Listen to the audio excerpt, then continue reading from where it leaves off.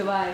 Oke, terima kasih teman-teman sudah hadir di sini. Nah, bisa perkenalkan kalian, nama kalian siapa dan maba di mana? Silakan. Mulai dari ujung aja. Naya. Ah. Halo, nama saya Inaya. Saya merupakan mahasiswa baru di Fakultas Psikologi Universitas Negeri Jakarta. UNJAY.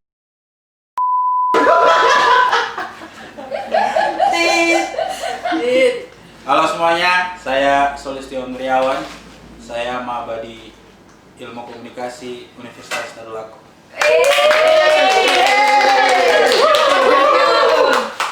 Hai semua, saya Fania dari Fakultas Pendidikan Seni dan Desain dari Universitas Pendidikan Indonesia.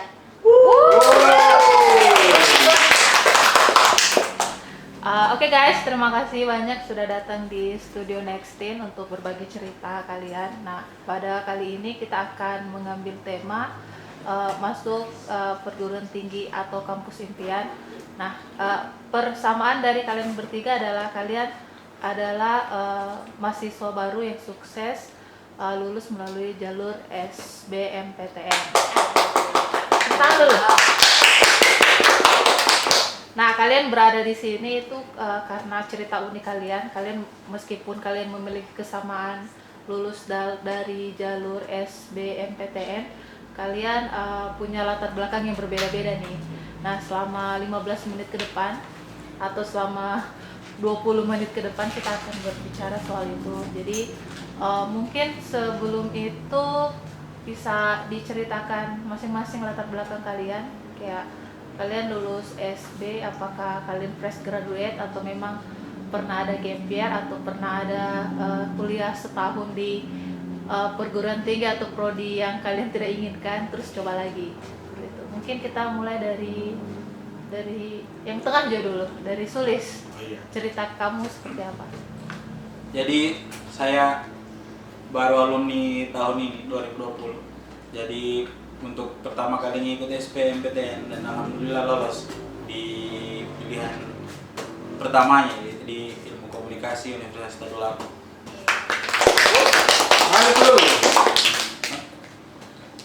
Siapa lagi? Ya. Oke, terserah ke Naya aja boleh. Ke Fania aja. Oh, Fani aja Oh, boleh. saya. Oke, jadi saya lulusan tahun 2019. Saya yaitu gap year selama setahun. Dan ya, selama setahun apa sih bilang? Jadi selama setahun itu saya menimba ilmu juga dan kayak saya pergi ke kampung Inggris untuk belajar bahasa Inggris. Jadi kayak menambah skillku juga, terus ya berkeliling Pulau Jawa. Mengisi waktu luang dan belajar untuk SBM juga. Oke, ke Naya sir. Oke, kalau saya sendiri, saya juga sama seperti Fania. Saya lulusan tahun 2019, tapi saya sempat berkuliah di Universitas Negeri Makassar selama setahun. Dan itu juga alhamdulillah lulus SBMPTN. Cuma karena memang saya memiliki cita-cita mengenyam pendidikan di Jawa, jadi saya ikut lagi SBMPTN tahun 2020 dan alhamdulillah lulus lagi di pilihan kedua Psikologi Universitas Negeri Jakarta. Oke, terima kasih banyak atas kisah kalian yang masing-masing unik dan saya rasa paling berharga. Nah, di segmen kedua ini kita masuk segmen kedua yakni sesi tanya jawab. Di sini saya punya ada empat pertanyaan. Terus nanti kalian bisa masing-masing jawab satu, terus ada satu pertanyaan yang kalian bisa jawab bersama. Nah, harapannya pertanyaan-pertanyaan ini dan jawaban kalian itu nantinya akan membantu teman-teman kita di rumah yang akan mengikuti SBMPTN tahun depan ataupun yang akan mempersiapkan diri untuk masuk melalui jalur mandiri. Oke, silahkan diambil, bantu taruh situ saja. Taruh sini. Oke. Sutin aja dulu untuk siapa? Siapa yang dulu? Oke, Hong Pimpa. Pimpa. Ayun gambreng. Oke. Oke, first. Sutet.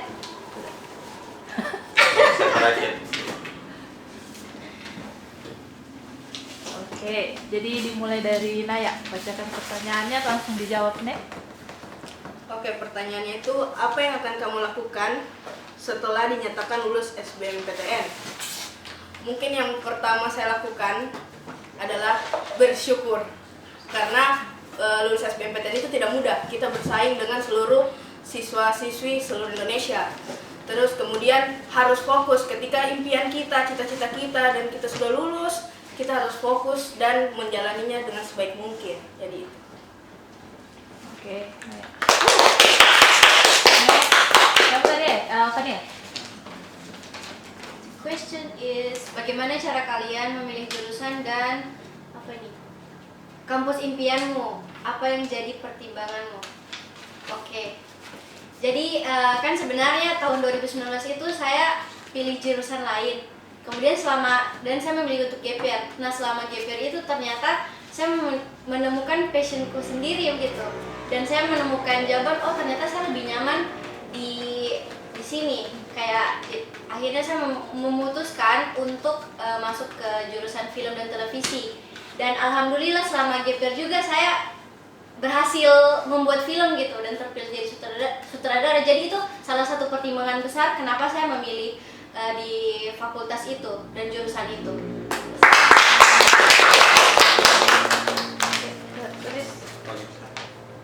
Pertanyaannya, bisa diceritakan mengapa kamu memilih jalur SBMPTN untuk masuk di kampus impian?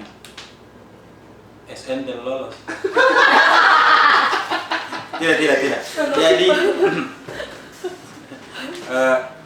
pertama, kenapa jalur SBMPTN? Karena SN tidak lolos di kampus. Terus memilih jalur SBMPTN karena ingin mengasah kemampuan juga. Kan sebelumnya sudah sempat beberapa kali ikut les, tryout.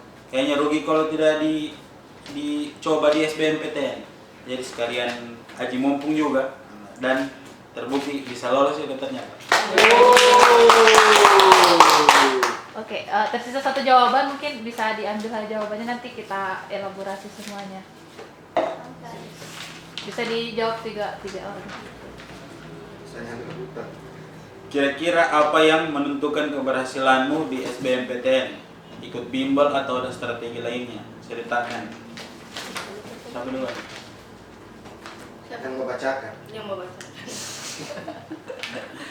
Jadi kalau persiapan untuk SBMPTN pertama memang tidak cuma tryout begitu saja, tidak ada bimbel khusus atau misalnya karena sebelumnya niatnya mau ikut kedinasan, cuma di tengah COVID ada salah satu kedinasan yang tutup, jadi ikut itu. Jadi mulai cari bimbel, itu pun bimbelnya bukan pakai bimbel yang banyak dipakai sama anak-anak yang mau ikut SBMPTN. Jadi belajar sama alumni yang sudah duluan lulus kayak gitu saja. Jadi privat. Nah, sama persiapannya juga jaga kesehatan mau jelang-jelang ujian, sama banyak-banyak berdoa, yakin dengan kemampuan otak sendiri. Oke, jadi kok ada bimbel khusus atau memang bimbel tryoutnya itu memang kok tryout berbayar kah atau kok cari di mana tryoutnya? Iya sih, ada tryoutnya, ada yang berbayar, ada yang dibayarkan teman.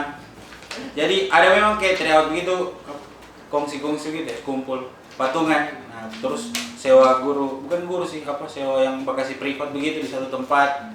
Nah, begitu saya tidak ikut kayak bimbel, ya itulah di kayak bimbel-bimbel yang ada nama-namanya memang atau yang harus datang ke tempat bimbel kita.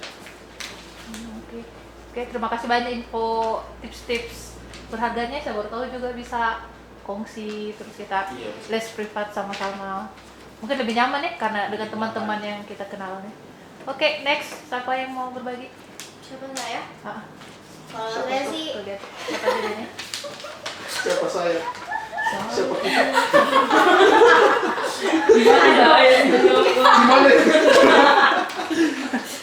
Gimana saya? jadi selama kan saya gap year selama setahun. Dari situ saya juga prepare belajar sih. Selain belajar bahasa Inggris, saya juga mulai cari info. Sebenarnya kuncinya itu cari info sebanyak-banyaknya. Karena di situ saya juga selama gap year saya belajar pakai aplikasi belajar online. Jadi saya tidak ikut bimbel secara offline begitu karena dari segi harga juga lebih murah gitu. Dan bahkan ada aplikasi belajar itu bahkan menggratiskan untuk tahun 2020 dan itu sangat membantu. Nah selain itu juga saya banyak cari info, karena apa ya, di situ kayak apa daya tampung kampusnya bagaimana, terus kayak strategi belajarnya bagaimana, dan itu sih dari aplikasi belajar online itu banyak dikasih tips-tips cara belajar yang tepat. Bahkan kayak misalnya baru mulai mau belajar dari 3 bulan sebelum tes itu lumayan membantu sih kalau kita belajar dengan cara yang tepat. Oh, kalau boleh tahu ada kosnya berapa kalau keluar biaya untuk? Kalau sebenarnya itu aplikasi sudah gratis Kak, jadi itu lumayan membantu. Cuma memang ketika mendekati sudah 1 bulan lah, hamin 1 bulan tes itu kayak ada dikasih, saya bayar untuk try out sih, latihan soal. Nah itu. Jadi ya bayar untuk, sebenarnya banyak try out juga sangat membantu karena kita bisa mengenal soal itu lebih, bagaimana sih soal SBMPTN itu dan bagaimana saya menjawabnya, karena kan di SBMPTN itu ada waktunya juga dan cara menjawabnya. Jadi dari try out itu cukup membantu. Saya bayar kemarin itu sekitar 100-an ke atas Pak. Sampai 200.000 kah? Mungkin sih Kak. Jadi karena saya bukan cuma pakai satu aplikasi belajar online untuk try outnya, ada 2. Combine. Iya, combine. Tapi sampai jutaan tidak sampai? Tidak sampai jutaan. Oke, jadi harus pintar-pintar. Tapi kalau untuk tulis tadi bayar gurunya sampai berapa? Sampai jutaan? Tidak sampai. Berapa biaya yang kau keluarkan untuk mempersiapkan SBM? 3 bulan terakhir itu di bawah 500.000 saja. Di bawah 500.000 saja. 3 bulan menjelang SBMPTN itu biayanya 500.000. Di bawah 500.000. Tidak sampai 500.000. 99. Iya, di luar, tapi itu di luar uang bensin. Di luar uang bensin dan sebagainya. Ya, yang bikin susah juga kan SB tahun ini beda. Oh iya. Iya. Pertama kan les pertama itu kayak tryoutnya dengan apa? TKA sama TPS. Pas mau SB TPS. iya, mau dekat-dekat SB ternyata tesnya hanya TPS aja. Terus tambah susah lagi. Jadi di situ yang mungkin harus Pasangannya. iya. Oke. Kecil.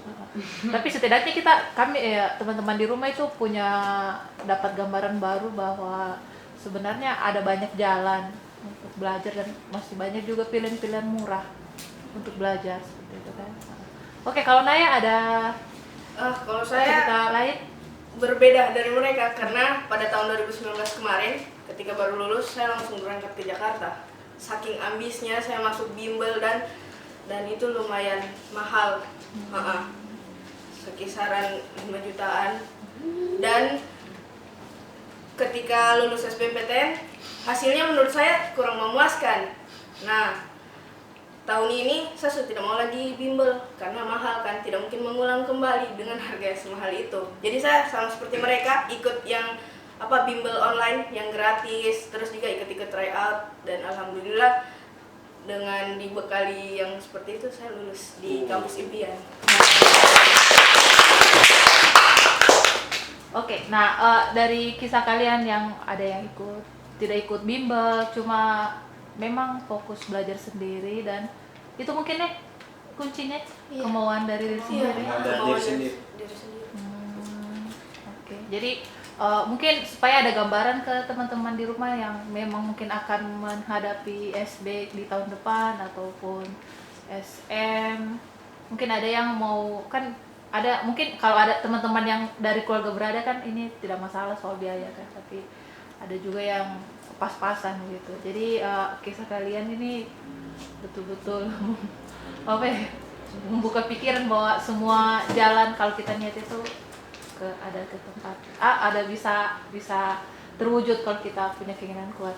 Nah, kalian ini kan punya latar belakang masing-masing cerita kan. Ada memang mungkin sulis karena dia lebih beruntung mungkin setelah selesai SMA terus masuk di program studi. Memang program studi impian atau seperti apa? Iya, kalau program studinya memang impian dari Ya. SMA. Oh, impian memang ya. Jadi kalau yang teman-teman 2 orang, Naya dan Fania, itu kan harus menunggu 1 tahun untuk bisa masuk kampung impian. Mungkin dari kalian berdua ada hikmah apa di balik penantian kalian 1 tahun, keputusan kalian untuk mungkin ambil gap year, mungkin itu tidak mudah ya untuk ambil gap year setahun, terus lihat teman-teman yang lain sudah kuliah, atau Naya juga mungkin tidak kalah sulitnya menjalani hari-hari di tempat yang kita tidak suka selama 1 tahun, tapi akhirnya penantian itu terbayar juga. Mungkin bisa diceritakan apa yang bisa kalian hikmah? Kalau saya sih betul yang dibilang, tidak mudah menjalani di sebuah tempat yang kita tidak nyaman. Terus ketika kau punya cita-cita dan kau masih bisa usahakan, jangan menyerah. Karena selagi masih ada peluang, lakukan. Saya seperti itu kemarin, dengan kemauan yang kuat, cita-citaku juga saya ingin capai. Alhamdulillah sekarang saya bisa mencapai itu. Super sekali. Saya luar biasa. Terima kasih. Terus sebenarnya tidak mudah ketika sudah berkuliah, terus kita harus dibarengi dengan belajar SBMPTN, itu tidak mudah sekali karena tugas kuliah itu nantilah kalian rasakan sendiri. Banyak struggle-nya. Super sekali. Ya. Oke, ke Fania. Kalau saya sih memang gap year itu saya rasa lumayan berat sih untuk menjalaninya. Bahkan saya sempat kayak insecure begitu. Awal-awal saya gap year, makanya saya memutuskan untuk berangkat dari Palu, pergi dari Palu dulu sejauh mungkin lah. Jadi akhirnya saya memutuskan untuk belajar bahasa Inggris di kampung di Pare itu. Terus dibarengi juga dengan belajar untuk SBMPTN. Nah tapi ada hikmahnya juga, dan kalau misalnya saya tidak gap year, saya mungkin tidak akan menghasilkan sebuah karya film gitu. Jadi ya seperti itu sih, semuanya ada struggle-nya masing-masing, tapi itu ada hikmahnya juga gitu. Jadi dari 3 kisah kalian ini memang menunjukkan bahwa semua orang itu punya jalannya kayak gitu, asalkan kita tidak putus asa dan impian kita, betul tidak? Betul. Hidup angkatan COVID. Nah, pertanyaan terakhir nih, mungkin ada pesan semangat apa untuk teman-teman di rumah yang memang kemarin ini tidak lolos SB, terus saat ini masih galau apakah memutuskan ikut SM atau memang menempuh jalan kayak Fania untuk ambil gap year, atau tetap SN, apapun prodinya nanti tetap dijalani, nanti akan ikut ujian lagi ke depannya, atau seperti apa? Kalian punya pesan semangat untuk mereka? Silakan. Kalau saya sebenarnya saya hanya mau mengingatkan, SBM itu punya kesempatan 3 tahun. Mandiri, banyak kampus yang membuka jalur mandiri. PTS dan PTN tidak ada bedanya. Karena ketika kita sudah mengenyam pendidikan di dalam, sudah yang penting kalian fokus, itu tergantung diri masing-masing. Kau itu berkualitas atau tidak. Gitu. Beli dia.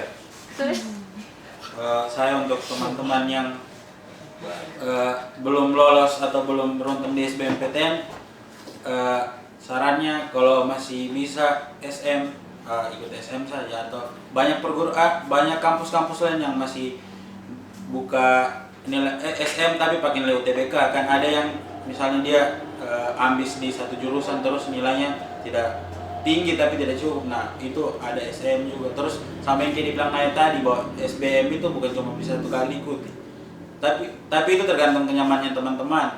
Karena percuma juga nanti misalnya teman-teman gap year juga terus tidak, kalau Fania tadi bikin film, kalau teman-teman kalau mau gap year juga usahakan ada yang dibuat, jangan cuma rebahan di rumah.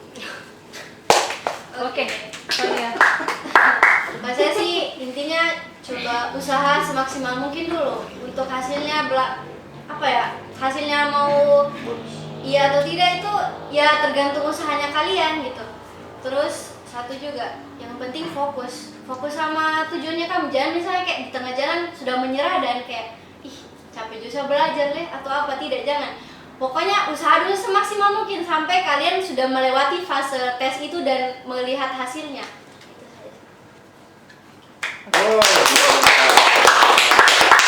Oh iya, tetap semangat untuk teman-teman. Yang penting cari info sebanyak-banyaknya juga sih, kayak kan banyak jalur itu, mandiri, swasta, PTN gitu.